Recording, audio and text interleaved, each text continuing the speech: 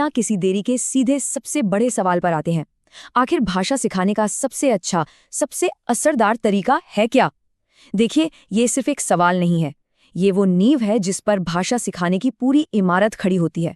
और मैं आपको यकीन दिलाता हूं, इस चर्चा के आखिर तक इसका जवाब एकदम साफ हो जाएगा। तो हमारा पहला पड़ाव है भाषा सीखने का मूल मंत्र। यहाँ हम उस सबसे बुनियादी उसूल को समझेंगे जो सब कुछ बदल देता है। और वो उसूल ये है कि भाषा असल में सिखाई नहीं जाती, बल्कि दौड़ तौर पर सीखी जाती है। तो फिर जो पहला सवाल हमने उठाया था, उसका जवाब क्या हुआ? जवाब है एक नेचुरल माहौल में भाषा का इस्तेमाल करना। देखिए, क्रैशन और वाइगॉत्स्की जैसे बड़े बड़े एक्सपर्ट्स यही कहते हैं कि भाषा कोई नियमों की लिस्ट नहीं है जिसे रटना है।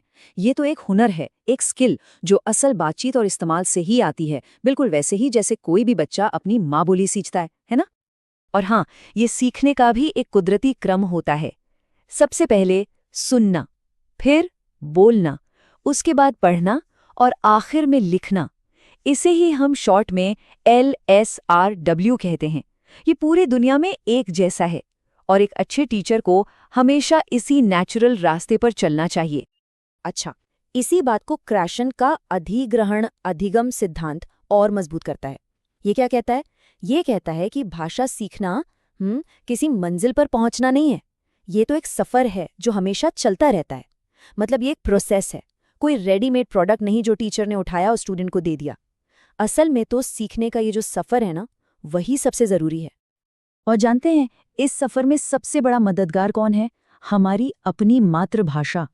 बहुत लोग सोचते हैं कि ये एक रुकावट है, लेकिन नहीं, ये तो एक पुल की तरह काम करती है। इसे हम पॉजिटिव ट्रांसफर कहते हैं। मतलब एक स्टूडेंट अपनी पहली भाषा के ज्ञान का इस्तेमाल करके एक नई भाषा को ज्यादा आसानी से समझ सकता है। ये एक बहुत बड़ी ताकत है। चलिए, अब बात करते हैं दूसरे अहम पहलू की, शिक्षण का असली लक्ष्य।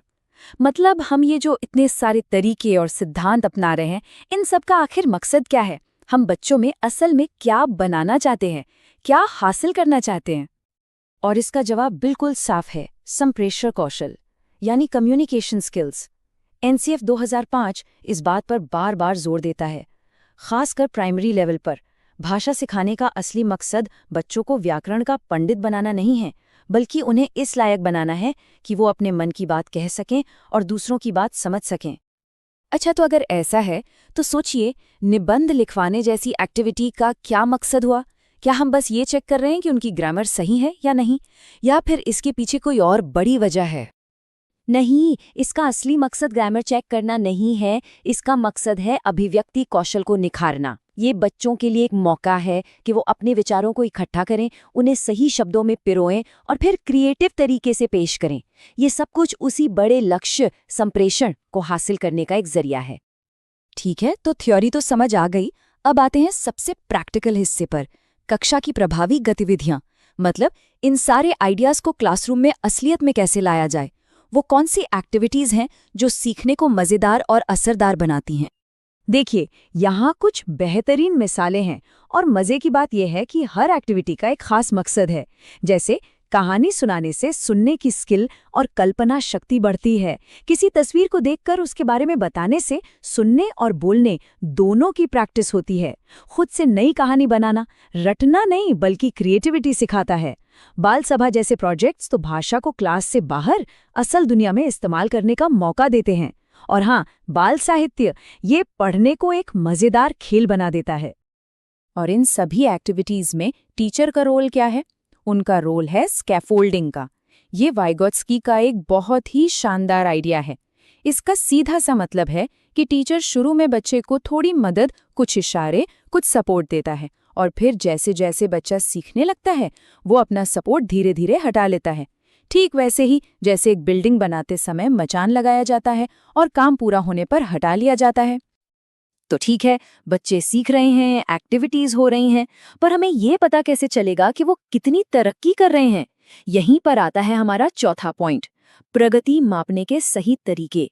और एक बात हमेशा याद रखनी चाहिए, हमारा जांचने का तरीका हमारे सिखाने के लक्ष्य से मेल खाना चाहिए। मोटे तौर पर मूल्यांकन दो तरह का होता है।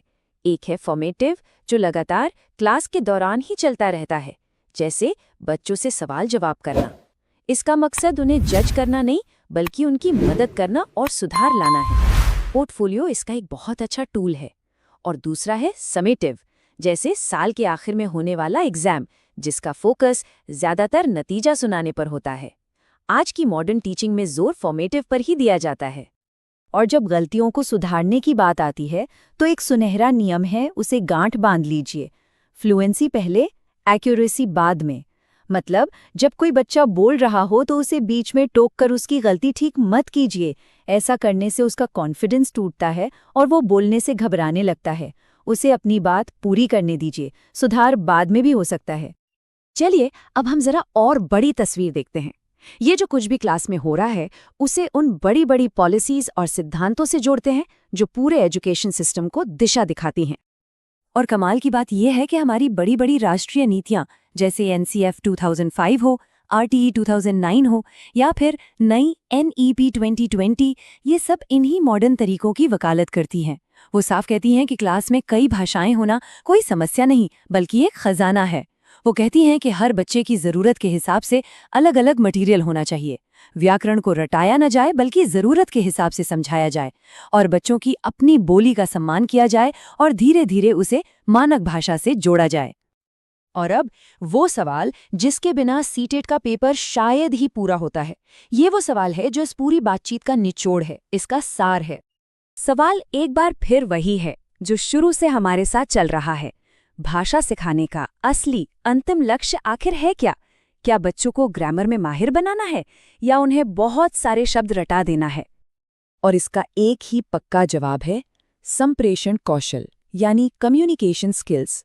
एनसीएफ 2005 बिल्कुल साफ साफ कहता है कि आप चाहे कोई भी एक्टिविटी कराएं, कोई भी सिद्धांत अपनाएं, सबका एक और सिर्फ एक ही अंतिम लक्ष्य होना चाहिए, बच्चों को अपनी बात असरदार तरीके से कहने और दूसरों की बात समझने के लायक बनाना।